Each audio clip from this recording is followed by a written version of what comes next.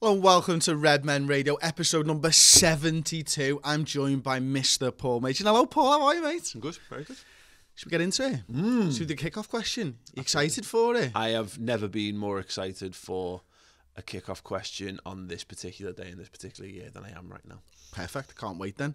So Kieran Orr came in with the kick-off question. Alison has shown he could play in midfield for us. So if he were to play outfield, which outfield player would you replace him with and why?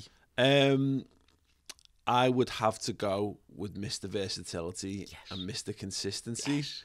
It's Mr. James Milner. It's absolutely James Milner. There can be only one, and in this instance, it's James Milner. He's a little bit short to play in goal, to be fair, but I there was always, whenever you played like Sunday League or whatever, there was always one lad who was dead good outfield. He was like a bit of a powerhouse, who was also amazing. Like Wayne Rooney had a bit of this. Like they just used to have loads of spring and dive around and save stuff and make you look stupid when you're a goalkeeper. You're like, how can you be that good? How can you be that good outfield and be that good in goal as well? I think James Milner would be great. The other one would be to go down a really obvious route and is to pick someone like a Fabinho, because let's be honest, he needs to get his game somewhere, Chris. But he's also a big lad, which seems to be a prerequisite for lads that you're chucking. And what would you do to the midfield if James Milner's coming in into the from the eight? Would you then? I see Alisson as a bit of a Molby-esque type of a player, a bit of a Xabi Alonso maybe. Drop him into the 6, maybe push Henderson a little bit further forward. Have you thought that far ahead? Not at all, no. But I would. Yeah, that makes perfect sense to me. I wouldn't be pushing him far up the pitch, to be honest, because as much as it's dead good that he has got a good touch and what have you, I wouldn't want him. Yeah, we don't know how fast he is, this thing. I think, drop him more into like the 13-14 Steven Gerrard role. I like that. Where he just gets to sit there and spray passes around. I don't think anyone can do any better, so there's literally no point in leaving yours in the comments. We'll move on to a rundown of this week's topics then. We're going to look at the news in brief, first of all, as we always do. We're going to talk a little bit about the takeover talk. In that, we'll preview the Champions League draw as well. We're going to have a little look back at Liverpool beating Brighton, because why not? We won again, which is always great. Then we're going to have a look at our rivals. In case you didn't realise. This is true. Where have you been? Where have you been? We beat Brighton 1-0. Spoilers! Going, oh, thank God. 3 wins out of 3. We're going to have a little look at our rivals. We'll tentatively title that section Let's All Laugh at Manchester United, which is something you did on your video on MHTV this week. If you're not subscribed, over 50,000 subs now. It's flying. You'll be bigger than Redmen in no time. Yeah. And then we're going to answer your questions, which is probably one of my favourite parts of the show on this particular day at this particular time. Bells of questions, and as we've done in previous weeks, we'll answer a few on the free podcast, but we do loads, and there's a special subscriber section where we just do your questions. And we've got time to do that today. Oh yeah, we legged it. We had to leg it last week. Yeah, that's fine. So let's get into it then, Paul. News in brief. Shea Ojo is interesting rhymes, Roheims. I think I've nailed it once there. Reim. Stade du Reim. Stade du Reim. Yeah. So recently promoted this season into League. So recently that their Wikipedia page still has them down as being in League 2. Really? So when I read that, I was like, what is he doing? So they walked away with League 2 last season, or ran away with it, because it was 15 points, the gap to second place. Great. Now, this season, they've started pretty strongly. They've got 2 wins out of 3 so far. They beat Lyon in one of those games by 1-0. Recently, they just got smashed 4-1, though, after a sending off in about the 30th minute when they were already 1-0 down. So they're 6 points from 9. But 36th minute, I think. Let's go with the 36th minute. Why not? Nobody's going to check that, are they? Anyway. Think this could be a good move for them? Know anything about them? Nope. No. I'm very, very casual. I'll be perfectly honest. I knew nothing about them whatsoever. I very, very casually glanced, as I say, just to check that they were in Ligue 1, and yes, they are. And as you say, they've had a decent start to the season. They're in, well, if the league ended today, they'd be there or thereabouts with like European places. But which the is thing great. is, they beat Lyon, and Lyon finished third in that league last season. So Lyon are a good side who were consistently in Europe over the last sort of 10 years and stuff. So, hopefully they can carry that form on. Listen, I don't think there's worth talking too much about this one until we see whether it's going to happen or not. It doesn't look like he's going to get game time at Liverpool. That's the main thing. I can only imagine. It's a strange one. Maybe just. I can't honestly. I don't see the logic in this one at all. No one cares about French football. No one. most of the fans of the teams don't care about. I mean, unless you're from Marseille, no one really cares about it. No. Newly promoted side. Are they going to have a good season? Probably not a great season. If they do, it tells you everything you need to know about the quality of Liga and more than anything else. You'll get to play against PSG, which would be a good experience. You'll get to play against a couple of European quality sides. So maybe in that regard, if we're singing the praises of people going to Rangers and Gerrard going to Rangers because they get the competitiveness of playing in the old firm, etc., then it makes sense in that regard. But seems a very, very strange move to me. Okay, someone else we're going to talk about now is Simon Mignolet, who thinks there's been a strange move at Liverpool, and that's Loris Karius being allowed to leave. Now, what do you make of this situation? This is the first time the chink in the armour of what Liverpool are doing at the moment is the first sign of someone speaking out about their discontent about what the situation is. And I get it from Mignolet, absolutely get it. I'm sure he made his peace with his role at Liverpool.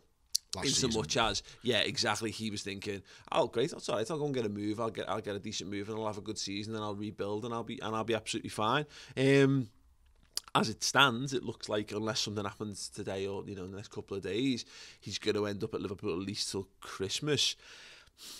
That's not. I mean, psychologically, to go from a year ago being our first choice goalkeeper to being our third choice goalkeeper to now being our second choice goalkeeper by proxy, I don't think that's a great situation for Mignolet, but I also think he needs to shut his face. Yeah, he has to, doesn't he? Because there's not going to be teams out there who want almost a bad apple. There is a point where you've just got to shut your mouth and do your job, and that's what teams will look at. Simon Mignolet, we know, can go on and be a decent goalie somewhere. Belgian lads seem to do this a lot, don't they? They speak out to local media. We've seen it in other things. It's that Flanders language. I think they just think that it's not going to get out. Yeah, no one can understand what I'm saying, so it's in confidence. It's mad. It is. Lukaku did it loads when he was at Everton, didn't he? I think Hazard's done it before, and what have you.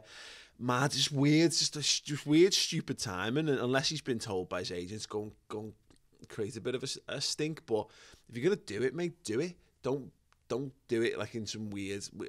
I mean, unless you're angling for a move back to Belgium, then it kind of seems pointless. If you're gonna be a dick, go be full dick. Is what I'm saying. Like, okay, that's fair enough. I don't, to be honest, Chris. I think we talked about this the other week. Who cares about Simon Mignolet?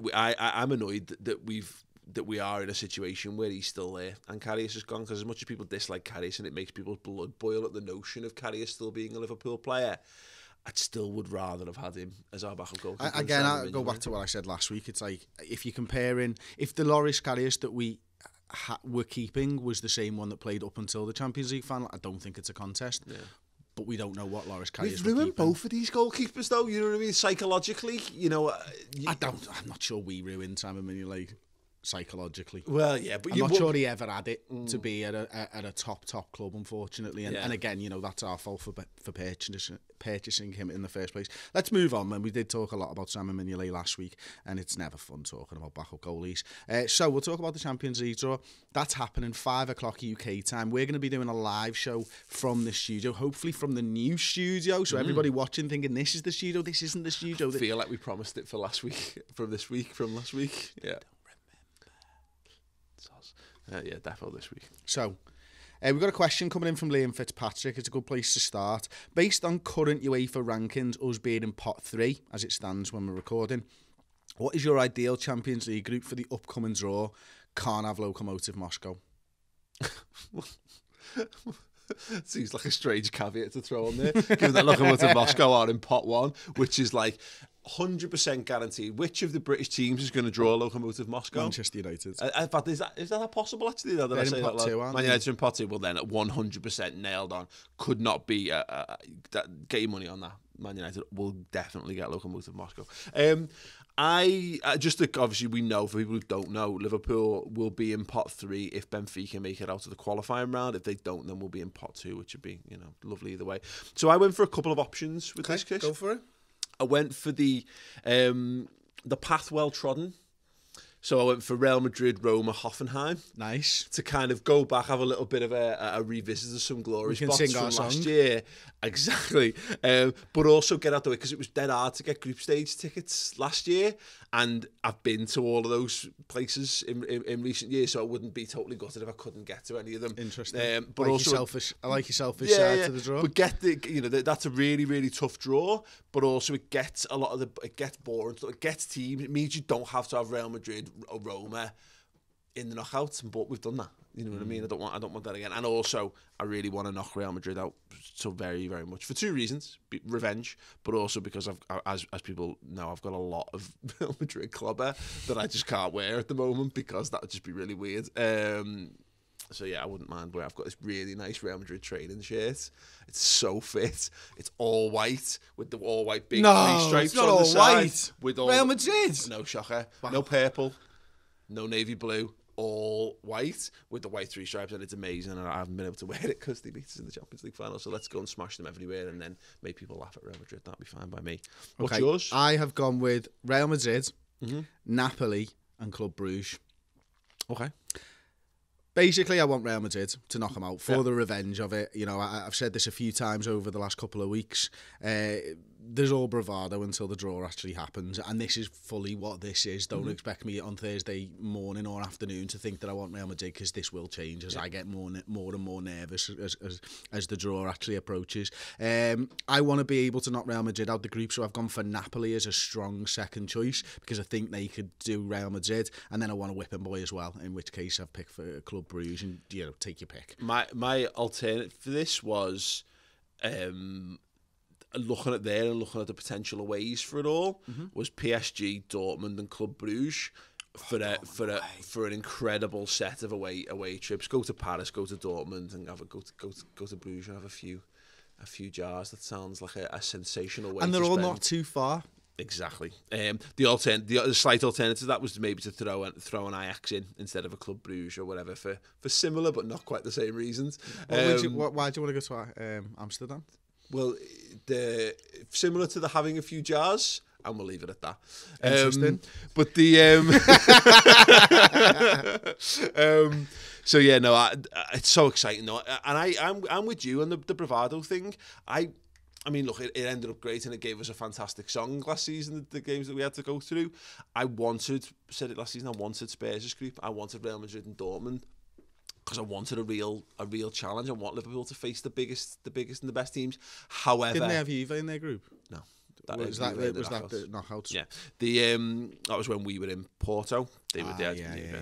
So the only sticking point on this, and it's a question that we're going to cover either later on the podcast or in the subscriber exclusives about Liverpool's next 5 fixtures, is that one of these games falls between Chelsea and Man City.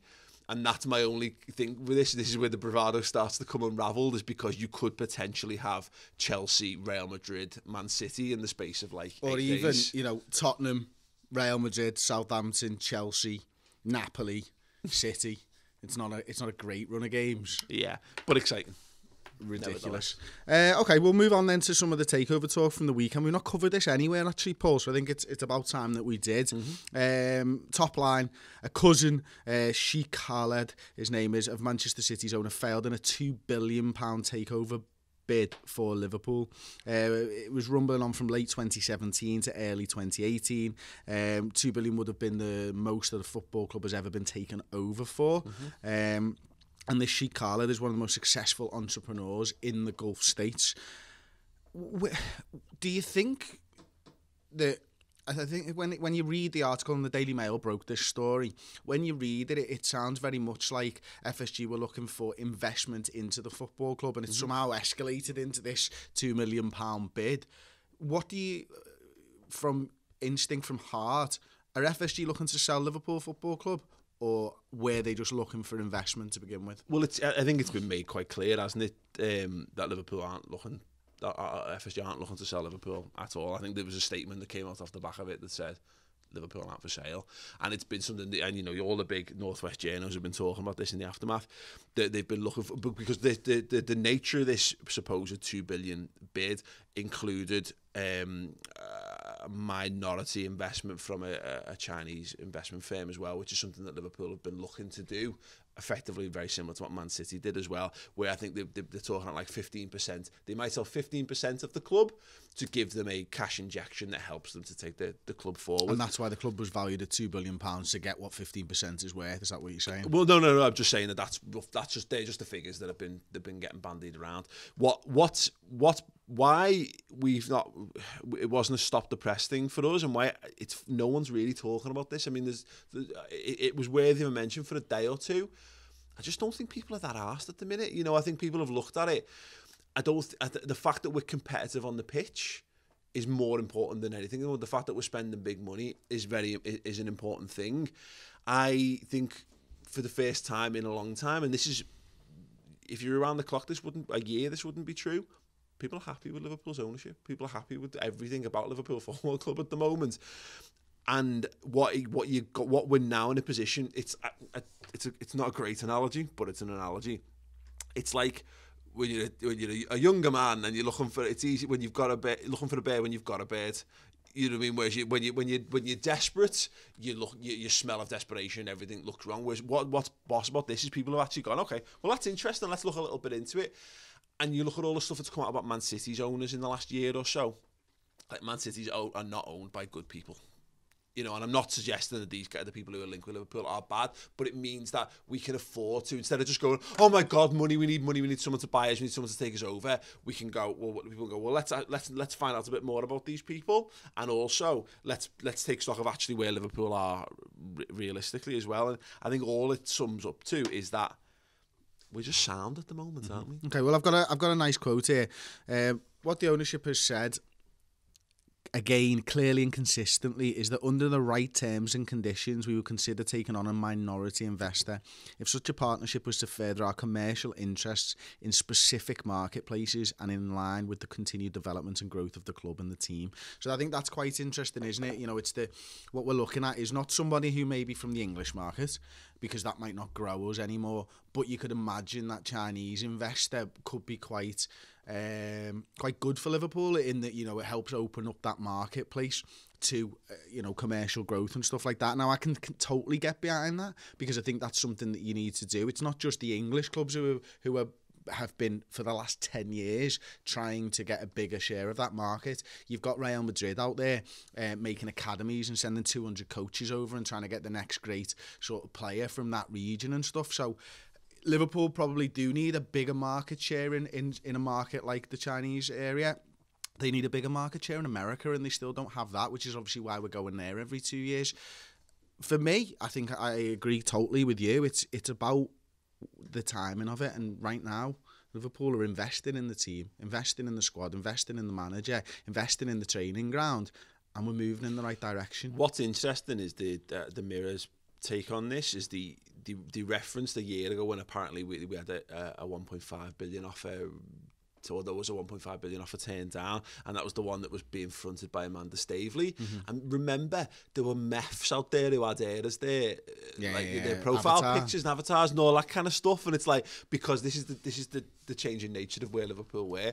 Everyone was just prepared to bend over and take any investment from anywhere because they thought Liverpool was so horrendously run, whereas I don't think it ever was quite as bad as it was being made out. I just think there was a lot of fear, and that fear stems from a lack of success. And, you know, when you start being successful on the pitch, and look, Liverpool haven't been truly successful on the pitch yet, but I think I think it's clear that Liverpool are in very, very healthy condition at the moment.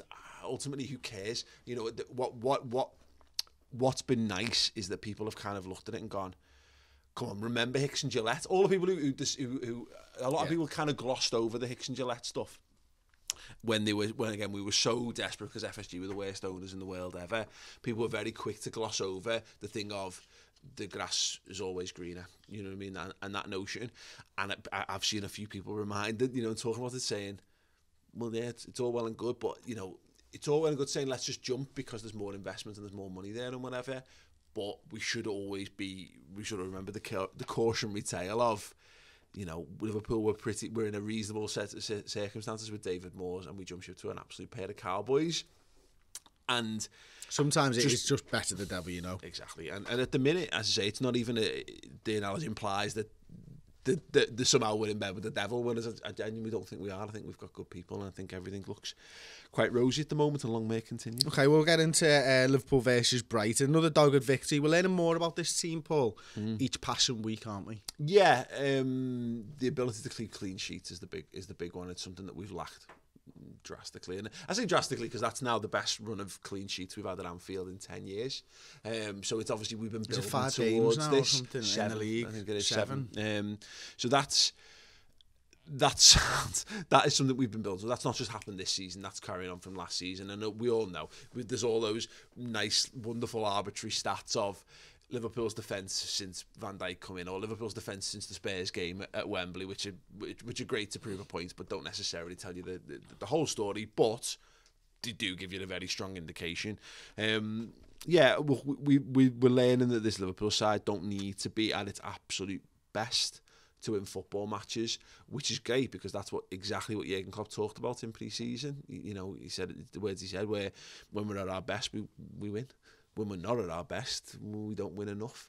I wouldn't like to see us go for a full season of this, but if we've got that in our locker to be able to turn what would have been a 1-1 draw or a 0-0 draw into 1-0 wins, then Liverpool are going to have a bloody good season. The thing that I enjoyed about it more than anything is the previous weekend when we played on the Monday night, we knew what everybody's results were. Yeah. And this weekend, Wolves has obviously played Manchester City and got a draw. Now, there's a different type of pressure there going into the game at the weekend. You know that you can capitalise on one of your top rivals. You're playing for a lead over City, aren't you? Exactly. Whereas before, you were playing catch-up, and there's a different type of pressure to each game. Yeah. So the fact that we've been able to go out only a few hours later and get a hard-fought victory and extend the lead over Manchester City this early on in the season will not only give the squad heart, but it gives the fan base heart as well. Because again, it's just a different type of victory. It's funny because if we concede that late goal, and Alisson makes the really good save, if we concede that, it flattens you. And it shouldn't do. Well, it's same old Liverpool then, exactly. And this isn't same old Liverpool. And I do wonder whether, because I do think the performance was a bit poor, if I'm honest. I don't think this was I don't think we set out to mastermind the 1-0 win over Brighton. I think we set out to beat them 2 or 3 or more nil, and it didn't happen. And I think there were a few too many people in there who were maybe trying to make it up. And I wonder whether the pressure of maybe knowing that this was an opportunity to capitalise was weighing heavy on a couple of lads in the team's shoulders there. Because but the difference is, sorry Paul, from what we saw from Manchester City last season, I think you referenced this last week when we were doing the podcast, is, Manchester City were getting results with late winners in games. We didn't even need that. Yeah. We had to just keep it, we were 1-0 up, and then we just had to hold on to that. I think that is different to having to get a late winner as well. Well, listen, what I mean, I'm not saying it as a negative per se, but it's, as you say, it's part of the learning curve, and it's important that we got that win in any regard, because there will be times when Man City play before us, and we'll hopefully face a similar type of pressure in, because if we're going to win the league, then Man City are going to have to drop more points, and we're going to have to capitalise again and again and again. It would have been nice, I think, if we won that 2-0, I think everyone would have been like, what? Whereas it was just enough for us to take the positives from how they handled it. But I do feel as though a bit more composure in the last 25 minutes of that game, and we might have seen it through quite comfortably. But my little suspicion is that was creeping in the back of the heads of, we've got to get this game put to bed, because we want to make sure that it's done, etc., etc. Whereas, again, a little bit more, some cooler heads will hopefully prevail. Having done it once, it should hopefully be easy. Maybe this all comes back with trust in the defence as well, doesn't it? If we're sitting there on the 88th minute and going, oh, Liverpool normally concede that, you can't tell me the players aren't thinking the same. This has happened far too many times. And each time the defence holds up, the forwards might think 25 minutes to go, we'll be sound. Yeah. We'll be sound. We don't need to push on. We can control the game a little bit more. And that just comes with experience and playing together and actually having your defence back you up each and every single game. Yeah. And until that's part of their makeup and their psyche,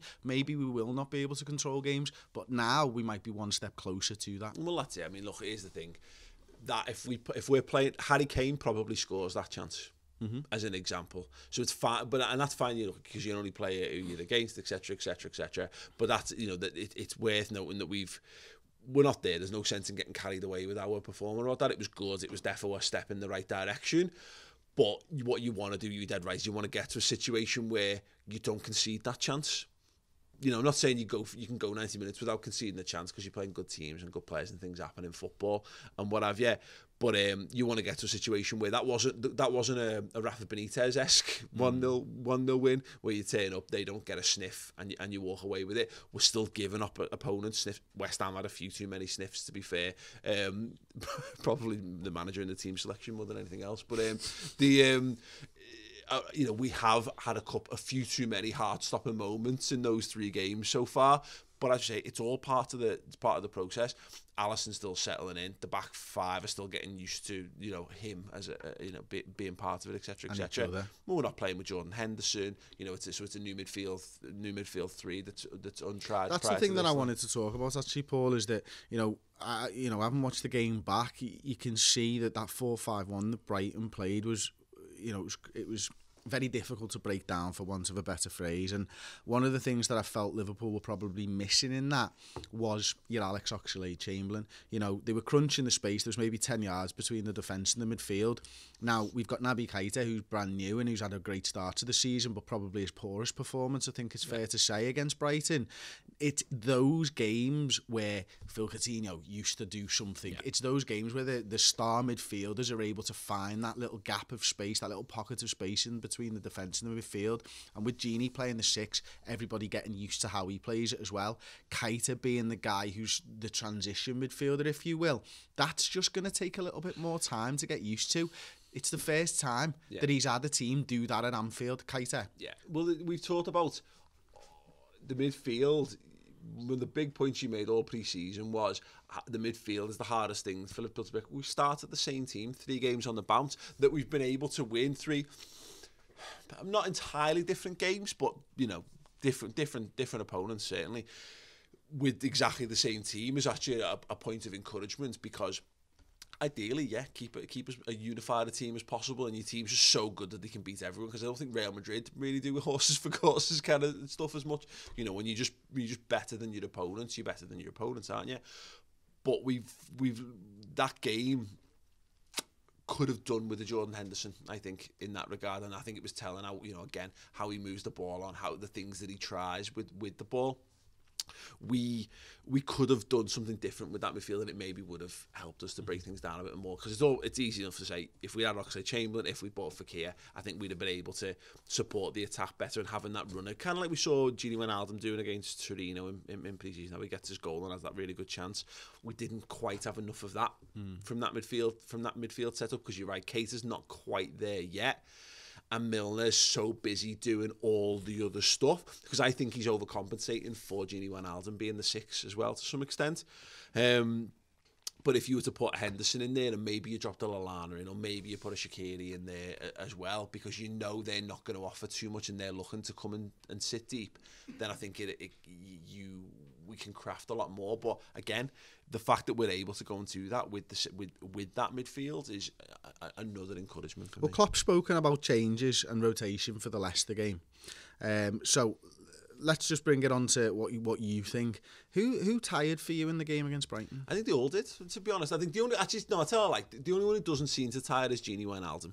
He just looks absolutely eternal. And to be fair, because that role that he's playing doesn't require him to be as all over the place as he would do if he was playing box to box or he's going sideline to sideline, but James is doing that and going vertical. Exactly. And you know, Naby Keita is popping up on the right at times and as well. Whereas, you know, obviously we've seen him, he predominantly plays on the left hand side of that midfield. But yeah, no, I think when I was looked fine, but the decision to bring Keita off was fine, because we've done to the midfield in recent weeks what we did a lot last season to the front 3 is just it's one of you's turn to get the early shower or whatever. But Milner, look, 2 seasons ago he tired badly from left back when he was playing pretty much week in, week out. He's a couple of seasons older, and the level of performance that he's putting in as well, he's going to naturally burn himself out, I think, to some extent. He'd be the one to come out for me, which is mad, because I don't think anyone deserves to come out to the midfield, but just in terms of freshening it up, it's about time we started Jordan Henderson in that midfield. And then if you looked at it, maybe not. You know what I'm saying this all? I'm not really thinking about the opponents in this regard. It's Gini or Milner would be the one to come out if I had to make the decision. I think on fitness, I think it'd be Milner. Okay. I agree with that. I think Milner did tire in the game against Brighton, and I can totally understand why he has done. I agree with your earlier point about Wijnaldum not having to do as much running as the others, and he just seems to be on a different level at the moment, and therefore he'd be the player maybe to move into the 8, or would you actually in fact put Henderson there? I don't think we've ever seen, or even from the last 2 games, Henderson's come on and he's played the 6, so I'd guess that Wijnaldum would be the guy to play the 8. Almost zero chance of us doing that. I think the only time we've even come close to seeing that is games when we've had someone entrenched playing in that position and you don't want to upset the balance of what you're doing, and we've pushed him slightly further forward, but that's such a rare thing these days. He just doesn't score enough goals. That's his problem, Mike. Okay, Callum Lee actually asked us a question here. Rumours of rotation against Leicester. Do you think it's a good idea so early on? If so, who would you like to see come into the first 11? Well, we've answered that. Yeah, Let's answer the rotation part of the question, though, Paul. Do you think it's a good idea? Yeah, 100%. I'm amazed we've not done it more already, and it could only simply be a case of he doesn't think Lallana's ready yet. Or maybe Lallana. Or Shaqiri, maybe. Yeah, I mean, let's use Lallana as an example, though, because, he's gone from 2 seasons ago being Klopp's favourite player and the absolute first name on the team sheet almost in the midfield, to now we'll look at him going, where does he get his game? And it makes you wonder whether we've adapted what the requirements of that midfield. We've talked about this for a year now, in the merry-go-round sort of thing in the midfield situation, and maybe it's that we just don't trust Lallana to have to drop into the 6 when we need it. And he's being reconditioned into the kind of midfielder that maybe we need from him, or is he now being reconsidered as a front 3 player again? We'll know a bit on that. So I think I'd have liked to have seen other options prior to this point. But I thought, having seen the first 2, I thought, oh God, that wouldn't shock me if we went the first 4 with no changes, because then you've got the international break to change things. But I do think it's a combination of getting people up to fitness and getting people up to speed. Henderson, Lallana, Shaqiri, that this might be the first game where do it. And why not? Because if they're tired, we've got a squad. Yeah, use them. Yeah, exactly. And that's it. And you're not just doing it for now. You're doing it for the next week and the next week and the next week after that. And we've seen that the 5 fixtures coming up for Liverpool are very, very tough. And there's a question. You guess on that Henderson's going to go to England, so he's going to play. You'd imagine. You can't imagine Lallana or Fabinho are going anywhere though. Well, Fabinho's in the squad, isn't he? So he will go. But you don't know how much he's likely to play. So what I mean is more about your selections. I don't know whether Lallana will be involved. So is it worth getting him in, knowing that he's not going to get any footy? Yeah. Okay. Okay. So we did a stats and tactics on the Brighton game. We do it every single time Liverpool play football. I looked at Roberto Firmino's ever-evolving role this time. There's a great clip here about some of the possession stats that I think you'll find really interesting. We had 63% possession against Brighton. Pure possession time, we had 50 minutes. So the ball was in play for just over 80 minutes. We had 96 possessions compared to Brighton's 92. Now this is where it gets really interesting for me. Possessions reaching the opponent's half, 75% of our possessions reached the opponent's half. Only 32% of Brighton's got to Liverpool's half of the field. The difference there is incredible, isn't it? 75% of our possessions get into the opponent's half. Only 32% of Brighton's got into our half. Now, taking that one step further, well, how many of our possessions reach the opponent box? 21%. How many of Brighton's? 3% of Brighton's possessions got to Liverpool's area. And that was actually 3, full stop. During a 90-minute game with the balls in play for 80 minutes, Brighton got the ball into our box when they were in control of it 3 times. And this is about Liverpool being a much better defensive unit. How on earth do you stop a team? Well, the easy way to stop a team is to stop them getting into the penalty area. And Liverpool have managed to do that. I thought that was absolutely incredible. I'm just going to zoom out and show you. And I thought to myself, well, what happened against Crystal Palace? I don't remember. What happened against West Ham? I don't remember. So let's have a look. 78% of the time we got into West Ham's half. 26% of the time we got into their box. Now, 49% they made it into ours. Only 7% or 6 times they worked it into our penalty area in a 90-minute game of football. What happened in Crystal Palace? Well, actually, Crystal Palace, 42% of the time they were able to get it into our half, only 10%, so 9 times the Crystal Palace team worked it into our box. We were working it in 23% of the time, so over 20% of our possessions end up with us on the other side, whereas, wow, look at that, we've allowed, what's that? 18 times in 3 games has the other team actually got it into our box. 18 times in 3 games of football. That is why Liverpool are better defensively than they were last season. And, of course, not only do we have a website, but we also sell merchandise nowadays. And you can see this one here, loosely based on a Beastie Boys logo of some description. Yeah, it's absolutely belter. You can get that from bit.ly/RMTV shop, all capitals. We also do a Mo Salah t-shirt, which is the dog's bollocks. It's absolutely really nice. Superb. That was one of the ones where we got the designs slid across the table to us, and I was like, yeah, that one all day long. Go and check it out. It's absolutely class. So do go and check that out. bit.ly/RMTV shop. We're going to laugh at Manchester United now, Paul. Spurs beat them by 3-0. I had this 100% nailed on as a stiggy Jose Mourinho 1-0 win going into this game. I was filming with Statman Dave for Ball Street yesterday, and said, yeah, and he was like, yeah, definitely. Because that's what's meant to happen with Man United, but more so, of course, with Mourinho, is that he draws all the pressure on himself. Everyone says he's a laughingstock and it's all falling apart. And then they go out and he masterminds a typical Jose victory where they're just tight, the defensive, they're gnarly, they shut everything out, and then they squeak a goal and they come away with a 1-0 or a 2-1 or whatever. And Spurs just absolutely battered them off the park. It was... I wouldn't say it was boss, because I want to see Spurs collapse as well.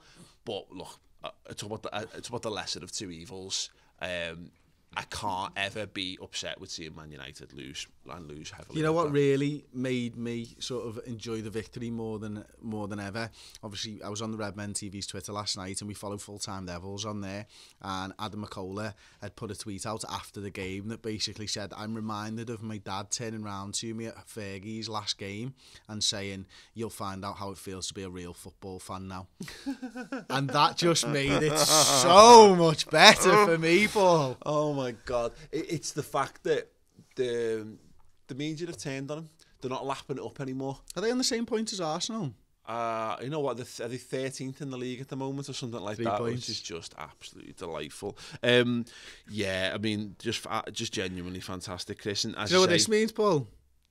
3 points in the league. That's it, mate. That's all it means. How many months you've got left in the job? Yeah, no. What was that about? Oh, he's a bellend, mate. How long has he saved that lineup for? Yeah, had he just waited for Wenger to retire so that he could say that? That's the argument. You know, when you let something fester in your head and you develop a counter argument to every point or whatever, and by the time you get into it, you blurt it out too soon for it to be a natural part of conversation. That's what he's done there. He's absolutely walked into that room prepared for it to go as badly as it's gone, and he was so spiky. And what I loved is that he's not stupid, Jose Mourinho, and he's not, but he's also not. But he thinks Man United fans are. He does, yeah, he does. He thinks they're idiots. He basically said that last night when he said, Manchester United fans are cleverer than realising what the media are saying. I'm sorry, you're in the media giving them a load of shite. Yeah. And you're telling me they're cleverer than that. Well, if they buy that, then they are stupid. Well, he's not. The thing is, he's not stupid in that regard, and he knows this is a reason. There's a reason why people buy The Sun, and there's a people why people get the news from headlines and that, because there's loads and loads and loads of people who will believe everything that they're told when it comes from a source that either they deem to be reputable or a source that they just they don't question. And Football Manager's been doing this since time immemorial, where if you say this is how it is, there's a hardcore group of fans who will just blindly believe what you're saying. And that's what he's doing. He's not stupid, and he's playing to those. He's trusting that there's a large core of United fans who will hang on his every word simply because he's the Manchester United manager. But in addition to that, he tried to bolster that a bit. That saccharine bollocks that he delivered in and around the bits that you're talking about, and him going out on the pitch and making sure that Luke Shaw was the first player he went to, because he's the one he's given the big lambasting to. And then he goes over to the fans and he takes the scarf off the people. Like, He knows there's a camera on him. Exactly. He's trying to engender this world where everyone, like the Man United fans, are behind him. The real Man United fans, the real guys, the ones who stick it out. Paul, the United with the him. ones who stick it out through thick and thin. They're the real United fans. And what he's going to do is he's going to drive a wedge between Man United's fan base, because that's what he does. He puts a wedge between the club and the media. Then he puts a wedge between him and the players. Then he's put a wedge between the fan base, and it's just all falling apart. And I can't find in any corner of my heart any sympathy or sorrow about this. It's just absolutely incredible. I thought they needed a centre half, you know. It's incredible, the bollocks on the man to come out and talk about how, like, you know, I needed a centre half when he's bought 2 centre half. He's chosen. Counterpoint. We bought Karius, and we've backed the manager and bought another goalkeeper. Yeah.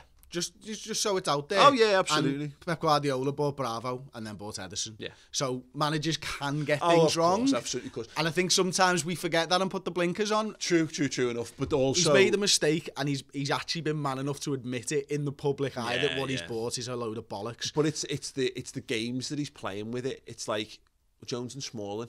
You've basically said that Jones and Smalling are shite, and then he's starting them over the guys. And Herrera right back. Or right centre half.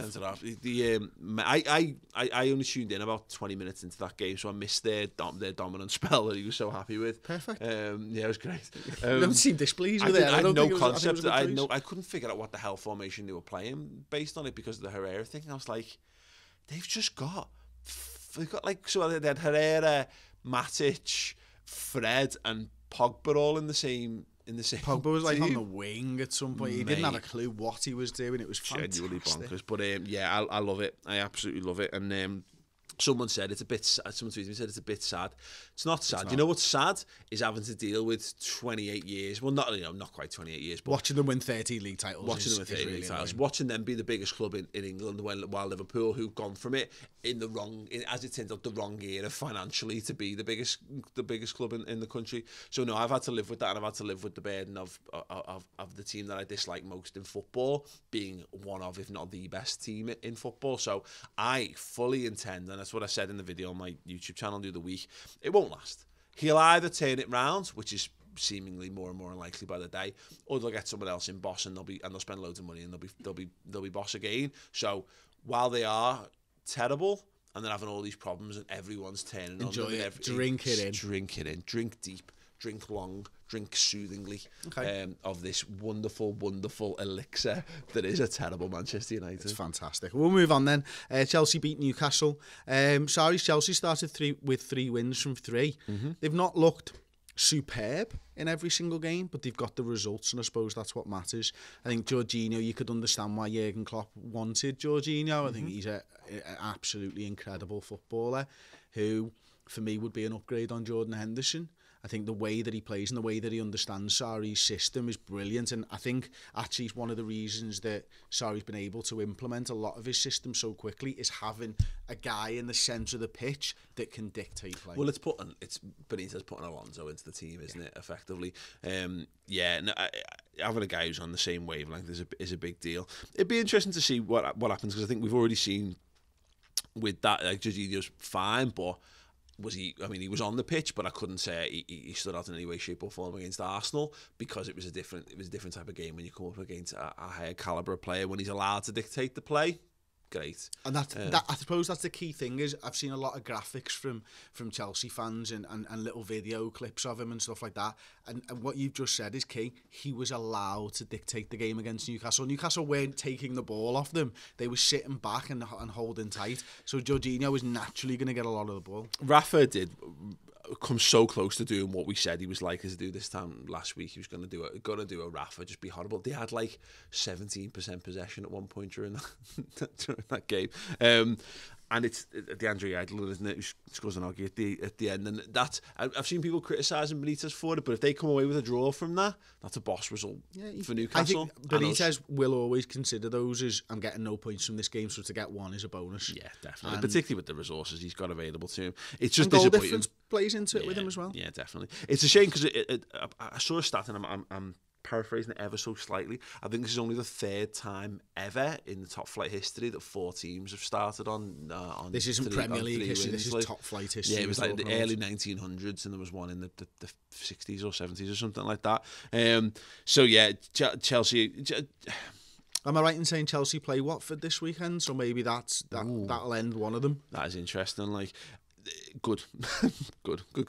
I'm looking forward to the Chelsea game. I'm looking forward to testing them. I think we've got them coming up in a couple of weeks, haven't we? And I'd rather have them in the first 3 months of the season than have them, away from home in the last 3 months. No, I think that's right. Okay, we'll go on to something a little bit, just a little bit nicer to talk about, really. Everton got a man sent off, Richarlison. Fantastic. Brutal headbutt. Devastating headbutt. Shouldn't be allowed in the game today. No, it was a combination. Even in the 80s, he's off for that. Yeah, it was a bit like that move that Honda used to do in Street Fighter, where he just dived full length and headbutted him. Horrendous. You don't like to see that in the modern game, Chris. No. It was pathetic. 10 game ban. Genuinely pathetic. Here's the thing, I was talking to Ped from Toffee TV about this yesterday. Richarlison, if he'd known he was getting sent off there, he had an opportunity to write himself into Everton folklore forever and ever and ever. Because if he just nuts him, I mean, proper goes for it, Duncan Ferguson style. Oh yeah, you've got a job for life, assistant manager, whatever. Exactly, because he's already scored a couple of goals, which is all they need. And then you've got a bit of a violent streak, and Evertonians live for that. They live for that. So it's a real shame for him that he's going to have to go and do it again, really, if he wants to be an Everton legend. Properly this time. Yeah, maybe absolutely. with a baby in his arm. That's the best. Might have been my highlight of last week. We got to a European Cup final, and the Everton fan swinging for players with a baby in his arms might have been my highlight. Absolutely brilliant. Okay, Arsenal beat West Ham. That's enough of that. And Wolves shock everybody. That was, on the Arsenal West Ham, I was gutted about that because that was in the balance for so long, and West Ham could have won that game a couple of times over. We were talking about it, how Arnautovic would have really pissed them off if he's the reason that they get a draw. Stoke, or Chicharito coming on. It was a shame Arnautovic got injured, didn't he? Actually, but that was one of them. Just because, and it's a shame that we've come to this world because I don't like that our industry is so built on the foundations of football fans being dead angry at the football clubs. You're seeing it obviously with Arsenal Fan TV. We're seeing it a little bit with United Stand this season as well. But at the same time, I am also a football fan. And I am also a human being, and there is something that is just inherently watchable about people getting really angry about things, particularly when I don't really like the football clubs in question. So it would have been genuinely fascinating to see what would happen if Arsenal had lost the first 3 games of the season, with one of them being West Ham. But we'll have to keep our powder dry on that for a few weeks. And so Wolves shock Manchester City, Paul. Yes. Just didn't see it coming. Just did not see it coming at all. That was one of we always talk about this, how you like the stats and I like the story of footy, and I did feel going into the weekend that Wolves was one of them. I think immediately the amount of people, because it was just about the amount of people captaining Aguero in the fantasy teams, because it was so much of a shoo-in that Man City, having demolished Huddersfield, were going to come up against Wolves and annihilate them. And Wolves, and I thought that the match of their analysis on them was really good, and we're starting to see they've bought quality, and you've got Rui Patricio in goal, Ruben Neves and João Moutinho in the midfield, and we talk a lot about individual quality winning football matches or having a telling impact on football matches. And obviously everyone's going about the tactics and having pace in the wide areas, which was the key to hurting Man City, of course, but they've signed bloody good players. That save Patricio pulls out from Raheem Sterling is save of the season so far, and probably going to be save of the season because it's phenomenal. I hadn't seen it until I watched Match of the Day the next Sunday morning, and I gasped watching it. It's because it's that good. So I think Wolves have had a tricky start to the season, sure, but I don't think the early prediction of they'll be a top half side is. I don't think that's too wide of the mark. I think when they really find their groove, I think they'll cause a lot of teams problems. I must admit, listen, everybody's raving about Ruben Neves, and I really like him. I think he's a talented player, but for me, every time I've watched him, I've thought he's a bit green. You know what I mean? You can clearly tell that he's going to go on and be an incredible footballer, but at the moment, he's doing what young players do, or the vast majority of young players, and making poor decisions quite often during games of football. He's got all the talent that I've seen. The decisions that probably you get away with in the Championship. Yeah. And the decisions that you might get away with, and this was it about, there's probably 10 teams in the Premier League that you might get away with in those, but when you're coming up against the best of the best, the cream of the crop, it'd be interesting to see whether it helps make him a better midfielder, or you find out what his level is. Okay, so we'll move on to some of the questions then. One that got a load of people talking on Twitter, we'll start with, was at Ben Webb LFC. Really good follow if you don't follow Ben. So this one is, Dejan Lovren's back to full fitness. Who's starting, him or Gomez, in your opinion? Is there genuinely anyone who thinks it's anything other than Joe Gomez? Like, I mean, I get the Lovren stuff because, you know, and we were only talking 3 games this season. If Joe Gomez plays like he's been playing, there's no need to bring Dejan Lovren back into that side. That's not a slight on Dejan Lovren. It's just that Joe Gomez doesn't deserve to be pulled. I think that's it. Team. For me, I think Dejan Lovren right now is the best of centre half. Yeah, you know, I think that is it. But what does that do to Joe Gomez if you pull him out on that basis? I think Joe Gomez has put in faultless displays almost, you know, this season in the 3 games that he's played, and therefore it's better for not only Joe Gomez but for the squad that you can see, I'm putting my faith in this young guy, and I'm not just going to get rid of him because this guy's back. Yeah. It's about a meritocracy, and I think Klopp understands that, and that's why I think Joe Gomez will keep a starting place for now. I think, to be fair on that though, I think Joe Gomez would understand if Lovren came back in, and I don't think it would be as simple as, you know, like it would be done without explanation. I think we might, there's an option for that, because we're not privy to all the stuff around the footy, are we? And there might just be a little, if Gomez is showing signs of mental fatigue or whatever, I don't think he'll have signs of physical fatigue because he's such a young lad, but if he looks like he's just not quite 100% sharp, and it all depends on character. He might be the kind of character who, you pull him out for Dejan Lovren. If I was Joe Gomez and Dejan Lovren came in on seniority, I would be thinking, and if he's got the right mentality, I'd be thinking, I'll be back in this team in a month because he's going to drop a massive bollock, and then I'll be straight back in, and that'll be me done for the season there. But this is a big thing because look, like Matip, we only saw a very brief cameo at the weekend, but he looked sharp, he looked fit, he looked quick. Gomez at the moment is you know, we've totally almost forgotten about Matip's claim in this regard. You know, rewind the clock to January when Van Dijk first came in, and Matip was his preferred partner under Jurgen. So what I don't want to see though from Liverpool this season is what we saw last season with Matip and Lovren, where he was changing them all the time. I don't think that's good for anybody. I want to see, if someone's in there as a centre half, I want to see that relationship grow, and that partnership grow, and I think that's important. You know, we've talked about it, your dad always talks about it. Don't change the centre halves. They don't need to be changed week in, week out. So for me, I'm sticking with Joe Gomez alongside Virgil van Dijk, and that's the way that it is. When the League Cup comes in, we might have a little look around it, or when if Joe Gomez shows signs of fatigue, like you've just said then. But right now, Gomez is playing at an unbelievable level, one that's just as good as what we've seen from the best of Dejan Lovren so far. It's just that he hasn't got that bank of games to look back on. Yeah, look, we might find bad, to be fair. You know, there might just be, again, there's just things we don't know and we don't understand as fans, and there might just be a situation where they might feel Lovren's a better pick for certain opponents or whatever. We'll know in the fullness of time, but I'd be an interesting one to see what happens when we get to the Spurs game, and whether that, because that'll be the big test in that regard, isn't it? It's your first proper, really tough opponent. You go into Wembley again. It's the scene of Dejan Lovren's worst performance, probably in a Liverpool shirt. Klopp loves the redemption story of it all. Does he chuck him back in for that one, or do you say to Joe Gomez, "Go on, Harry Kane, mate. Let's see how you get on with that," because that'll be, if he can come through a game against Harry Kane, he's not going to come up against many better centre forwards than him. It's true. Okay, Jeremy Rothstein, you've just signed for Liverpool. It's time for your initiation karaoke moment in front of the boys. Paul Mason, what do you sing? Ice Ice Baby, Vanilla Ice. I love it. I realised this through the week. Can you get the words to that, like, super fast bit?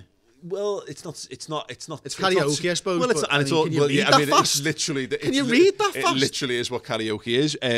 I would need to refresh myself on a couple of the bits. I realised this through the week. It came up on a playlist through the week, and I realised I'm not quite as up on it as I once was in the early 90s. But as soon as you sign for them, you know it's going to happen. You're going to be researching. And again, it's karaoke, so I do have the words in front of me. So I'm not sure they stay on the screen long enough. If it's just one line at a time. I mean, to be fair, you say the super fast bit. this is not Snow Informer we're doing here. True. It's true. It's not Informer. Twister. No. It's not Twister slow I like it, jams. It is just Ice Ice Baby. So I reckon I could put that or Ninja Rap. His other semi-hit. Don't remember that one. From the Tails movie. I remember the Tails movie. Yeah. Okay. Barbie Girl. Of course. We've only done live shows and you go, what do you have in your French music? And you're always, I might go with Barbie Girl. It's a staple paycheck favourite. It is. Or Tay Tay. I love Tay Tay. Taylor Swift. You ask this every time. Love Taylor Swift. I went with Wild Wild West last time out, didn't I? British rappers that you were dead into in like the early noughties. No. Tay Tay. No. Just, she's your mate. We're both big YouTube stars. You're a big YouTube star. I'm a big YouTube star. I'd be interested. Let us know your karaoke initiation song in the comments below. What is your staple go-to karaoke song? I Said Baby isn't my go-to karaoke song necessarily, but I think you've got to do someone. I thought you were going to say Somewhere Over the Rainbow then. Somewhere. Everybody Needs Somebody to Love by the Blues Brothers is one up there, and you pick a Sinatra song because they're slow and you can just do it. Everyone can do a Sinatra impression. And also it's totally fine if you're offbeat with Frank Sinatra, because he was. Yeah, sure. So you're totally fine with that. Any Sinatra fans will know. Zamska Boscani says, do you take Sanchez over Mane? And he spelt Hazard wrong. What is this? Can we put it on this camera? I was asked this, and my response was just simply, no. I mean, I don't understand what you're thinking here. There's absolutely no chance. Now, rewind a year, and I would have probably been like, ooh, maybe. In fact, I'd probably be like, yeah, absolutely. I'd have taken Sanchez over Coutinho a year ago. We had this conversation in January when he was up for sale. No, I went downstairs at half time for the United Spurs game, and I came back when I probably missed the first minute of the second half. I hadn't realised Sanchez had come on, and I was thinking. What point did you notice?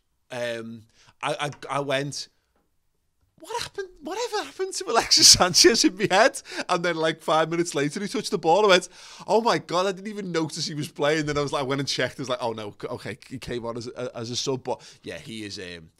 It's not worked for him. It just doesn't look like the same player at all, does he? He's just not.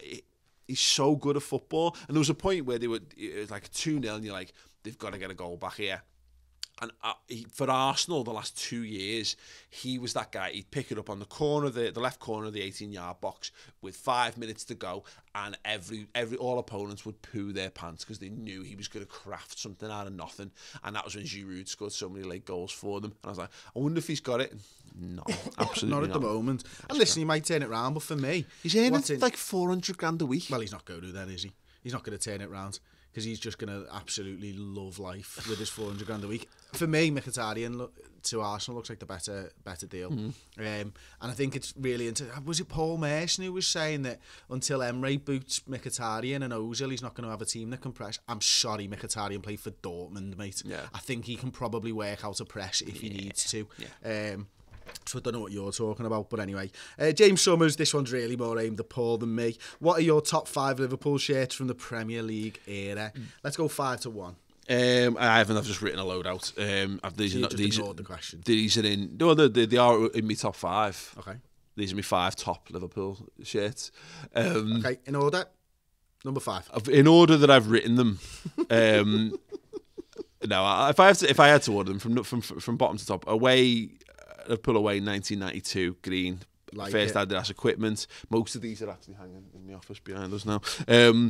Home shirt 2008-2009. I don't pick many home shirts. The other home one I've gone for is 93-94, which is another Adidas equipment with the 2 sets of 3 stripes up the side. The away kit from that season, which has got the green arms. Was that the Carling Cup final one? Yeah. Coca-Cola Cup final, yeah. The away kit from that season. I could have thrown a third kit in as well from around that time. And the away 2008-2009, the grey one from the Old Trafford. Okay, I've gone the white away 10-11. I really liked that kit. Sort of, was it the pinstripey one with the little one. black pinstripes? I thought that was really cool. That's really nice.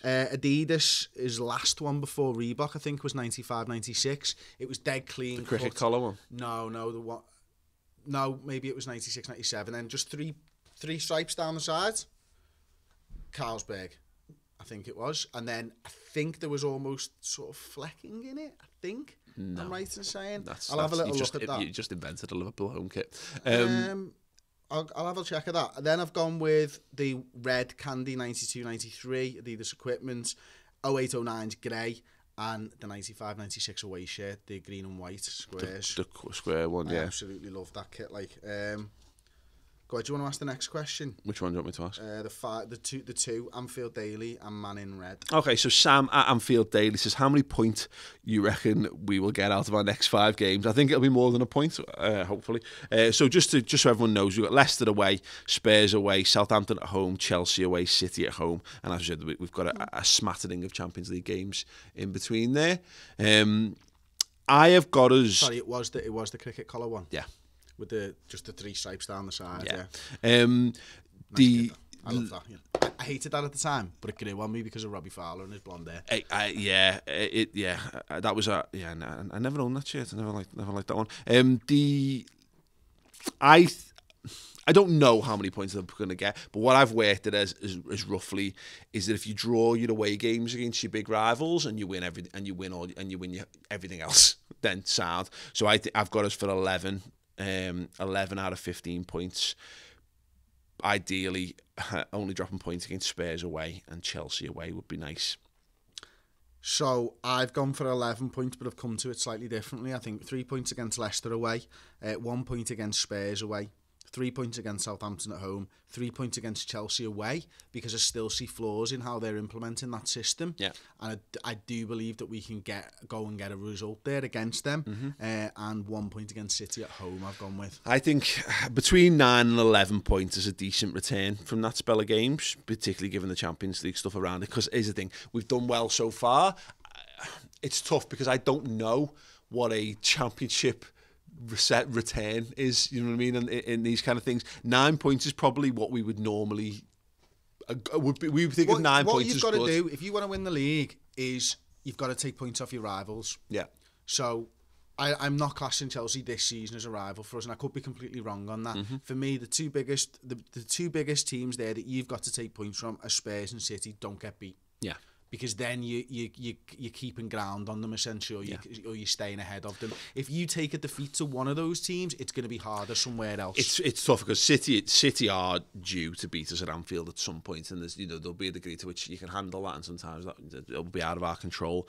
I've got that as a 3 points, not because I think it's a banker by any stretch, but I'd like to think that we can do that because again, you should be looking to win your home games. If you draw with City at home, then that's a point gain for them and 2 points lost for you, regardless of the quality of them. But how we come about it, I don't quite know, because we could quite easily beat Chelsea, as you say, but we could draw with Leicester away because we do have we've had a few sticky ties at their game. Similarly, Southampton at home. Southampton have caused us problems at times over the years.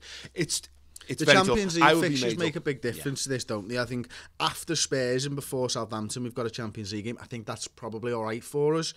But it's the fact that there's the second Champions League group games between Chelsea and City, and depending on our groups, could affect both games. You'd be crossing fingers for a home game between that, the home European game, just to give it us a little bit of time to prep, and hopefully City at an away tie, and that would be tremendous to locomotive Moscow. Would be great. It's tough.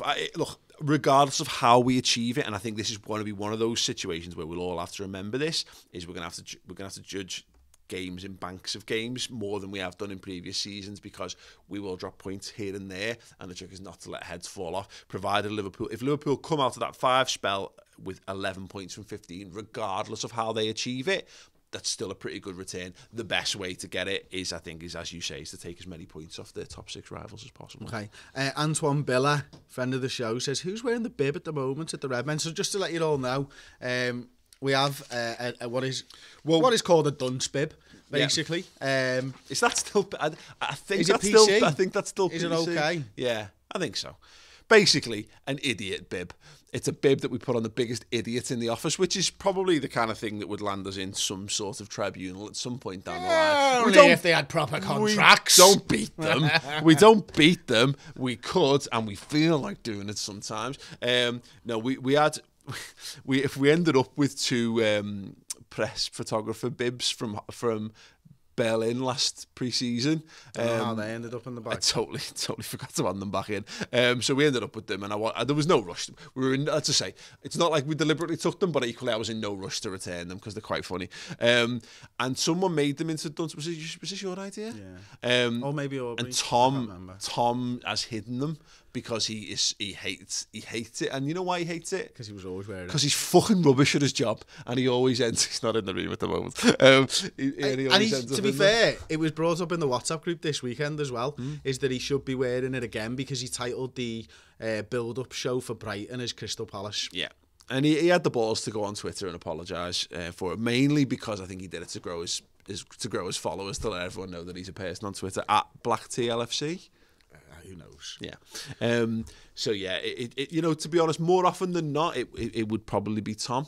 But Louis handling the podcast at the moment. So we'll see if there's any problems with this. Let us know, and we can dig out the bib for Louis. Okay. Liam Fitzpatrick on Twitter: make your best possible current Premier League 11. Only allowed 1 player from the top 6. You also added only allowed 2 from each continent, which we've stripped from the question. Utterly ridiculous. Utterly ridiculous. So, thanks for watching. Thanks for the question. We're going to change it. So make your best possible current Premier League 11. Only allowed 1 player from each of the top 6 sides. It doesn't say that. It says only 1 player from top 6. Oh my God, mine's totally wrong. You do your version and I'll do my version then. At least we're not doing it as a draft. So yeah, I'll give you my team then. Yeah. So God, that's well harder. Yeah, it is. So I had to, if you can only pick one, but in fact, I'll talk you through it. You can work your way through it as we're doing it. So if you could only pick 1 player from the top 6 teams, and we'll take last season's top 6, not the current top 6. Salah. See, for the logic, I went with Kane.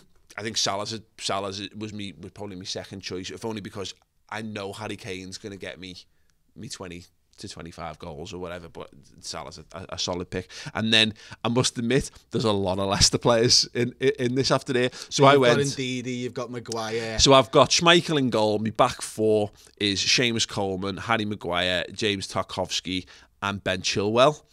4-2-3-1 I'm playing. I've got Ruben Neves and Wilfred. Is it Wilfred and Ndidi?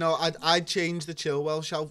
I'd probably just put Sessegnon on him for a laugh just to see how good he is. Yeah, I've had him in my fantasy team so far, and he's done piss all for me. So we're not on speaking terms at the moment. And my 3 behind, I struggled. So I've got Zaha and Richarlison, and then it was a choice of either playing Arnautovic a bit deeper. I just wanted to get him in there, or maybe putting Kennedy in, putting him in the wing, and putting Richarlison more as a 10 in that regard. But to be fair, I've got quite a lot of those players. So I've got Zaha in my side, I've got Ruben Neves in my side anyway. I've got Maguire, I've got Bertrand. I used as my left back actually.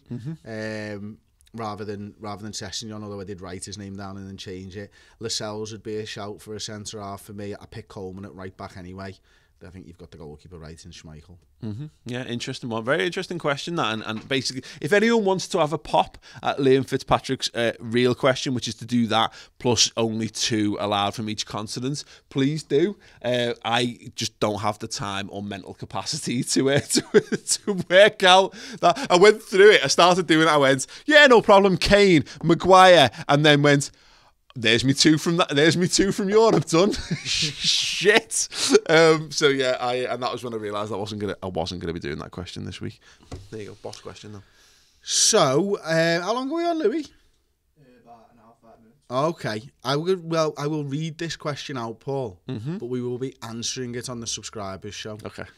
If the pair of you could swap consciousness for a day, other than avoiding all toilet functions, because that would be pretty weird, Yeah, that's the weird part of this. How would you spend your day? So basically, you're spending the day in the other guy's body with his voice. And if you want to know the answer to that question, you're going to have to sign up to Redmen. I mean, of all the amazing questions we've got, we could have used as a hook. And listen, if you're big fans of me and Chris and you want to know the weird shit that we get up to in each other's bodies, then come and check out the subscriber exclusive Q&A.